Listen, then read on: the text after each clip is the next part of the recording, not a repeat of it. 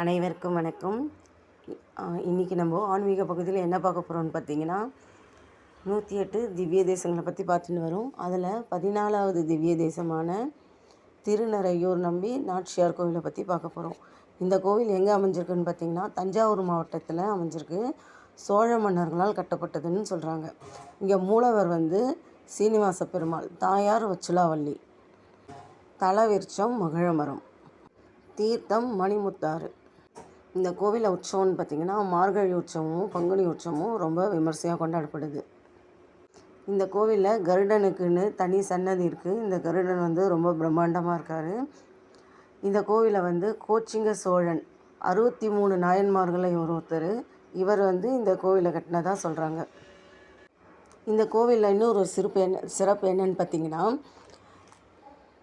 இந்த கருடன் 4 டன்னில் இருப்பாராம். அவர் ரொம்ப பிரம்மாண்டமான ஒரு உருவத்தில் இருக்கார். கல் கருடன் சொல்கிறாங்க.